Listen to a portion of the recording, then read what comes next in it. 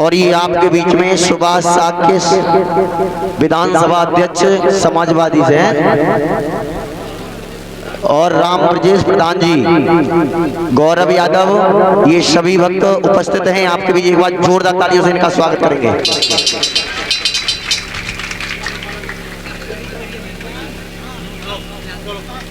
पहले आप अरे आएगा तुम्हें इतने लोगों ने खिला रहे हो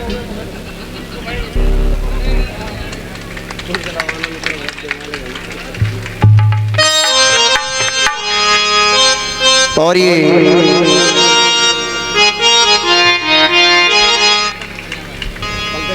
इंजीनियर और ये 501 रुपए इंजीनियर पंकज यादव लुखरिया वाले उनकी तरफ से आए हैं ठाकुर जी महाराज के चरणों में।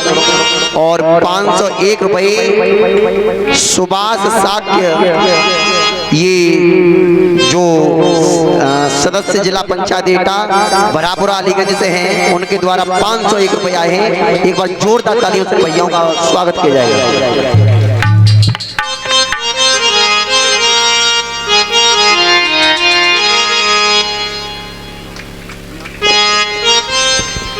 और ये 150 रुपए दिव्यांशु रामू यादव, गौरव यादव।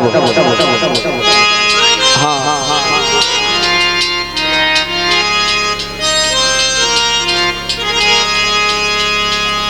और ये 101 रुपए अनिरुद्ध यादव, सुशील यादव, दोनों भाई हैं जटोरा भान से, उनकी तरफ से आए हैं। भगवान मुरली मनोकरिया ऐसे भक्तों को खुशहाल बना रखे, धन दान से भरपूर बना रखे, गोविंद से चरण। और ये आपके बीच में सुभाष साक्य जी कुछ बोलना चाहेंगे, आप थोड़ा इनका मदद करेंगे।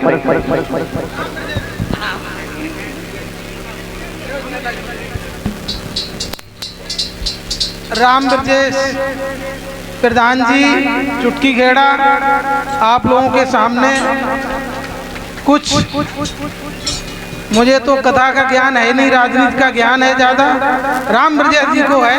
ये बताएंगे कंस कैसे मरा गया था और कैसे मरने वाला है 27 में, ये मानी राम ब्रजेश जी बताएंगे। इस कथा के आयोजक मंडलों को धन्यवाद, आपको शुभकामनाएं। आपने बहुत नेक काम किया है और ईश्वर आपको इस तरह की फिर सामर्थ्य शक्ति दे कि आप फिर से इस तरह की अगली बार पुण्य काम करते रहें और आप अपने जीवन में विजयी हों। और जो शास्त्री मंडल है, इन सबको हमारी तरफ से धन्यवाद। आप इस क्षेत्र में आए, आपका स्वागत है। कथा मैं भी नहीं कहता हूँ, सुभाष जी की तरह मैं भी राजनीति करता हूँ, लेकिन ये नया काम है कि आजकल राजनेताओं को कथा कहनी पड़ रही है। बात यह है कि ये कथा वही कहते हैं जो हम लोग कहते हैं, हम लोग कर रहे हैं, ये कह रहे हैं। देखो आज 7वां दिन है कथा का, आज 7वां दिन है, अंतिम दिन आज परीक्षित जी का मोद छोड़ना है।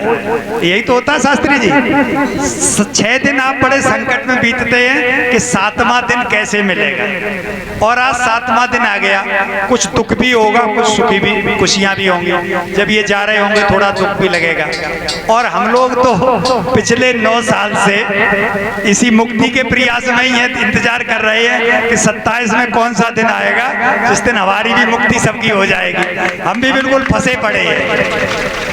लेकिन ये बात मान लो कि इन शकुनियों से और विभीषणों से सावधान रहना, ये न हो तो हमारा कोई कुछ करने वाला नहीं है। ये जो घर के भेदिए हैं ये बहुत खतरनाक है और यही नुकसान करते हैं। राम और कृष्ण और कंस हमारे ही वंश के थे दोनों, ऐसा नहीं दोनों, कंस खराब है तो दूसरी जाति का था, वो भी यादवी था, और कृष्ण भी हमारे ही वंश के थे। लेकिन अत्याचारी होता है। कृष्ण के 6 भाई उसने मारे, माँ बाप जेल में डाल दिए, और कृष्ण का जन्म जेल में ही हुआ। और उस अत्याचारी को वो अंत किया, किसी के घर में घुस के पटक के मारा कृष्ण। तो आप ये भी समझ लो, ये जटेरा वाहन तो बहुत ही महत्वपूर्ण ताकत, हम तो इसकी सुनते रहते हैं। आप सबसे अनुरोध है कि आपके पास जो ऊर्जा है, ताकत है, क्षमता है, इसे सकारात्मक कामों में लगाएं, पॉजिटिव। आपस के लड़ाई झगड़े कम करो थोड़े से, आप बर्बाद हो रहे हो।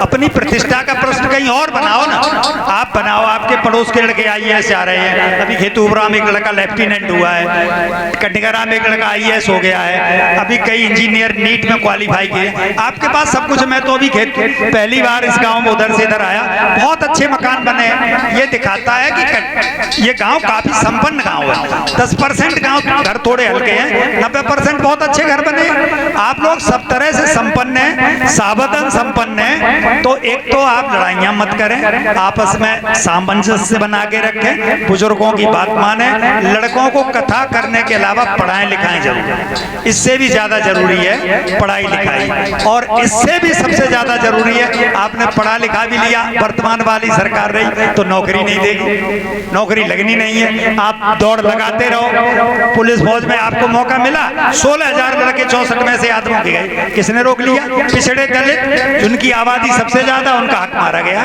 दूसरा ये है कि आप लोगों से अभी अनुरोध करने आए हैं, हमारे बीच में आपके नेता रामेश्वर सिंह जोगिंदर सिंह भले ही नहीं है, उन्हीं के कहने पे ये पूरी टीम लगी पड़ी है और हम लोग काम कर रहे हैं। और देखिए, कोई एक चुनाव न जीतता है न हारता है, चुनाव अगला जीतना जरूरी है कि नहीं? आप बताओ, चुनाव जीतना जरूरी है तो पूरी ताकत से जिताओगे तो हाथ उठा के बताओ। सपोर्ट रही हो चाहे तो कोई लेकिन ऐसे ना आप वोट डालने से नहीं जीता जाएगा। आपको अभी से प्रयास करना चाहिए कि आपके पड़ोस के गांव में आप जहां रहते हैं वहां पर जो भी हमारी पिछड़ियों और पिछड़ी दलित जातियों के समाज के लोग हैं, उनसे आप अपना व्यवहार अच्छा करें, उनको इज्जत दें और उनसे ऐसा व्यवहार करें कि आपका भाई आपके साथ जुड़ जाए। मैं अपनी बात, बहुत लंबा हो रहा है, कथा का समापन दिन है, गाना सुनिए, ये भी उभरे होंगे, लेकिन 27 जिताना है आपको इस बार। पक्की ताकत लगा के जिताओगे सब लोग, और 27 हमारी होगी और हम जीत भी रहे हैं और सरकार भी बनाएंगे। वर्तमान वाले कहीं ढूंढे नहीं मिलेंगे। जय श्री कृष्ण। अच्छा, ये कह रहे हैं विधायक जी कह दो, अब विधायक जी की क्या गलती है? विधायक जी भिड़ गए सरकार से, नहीं भिड़ते तो तमाम लोगों की तरह वो भी भाजपा में चले गए होते, तो न जेल में होते न सब घर परेशान होता, वो भी आज भाजपा का झंडा लगाए घूम रहे होते।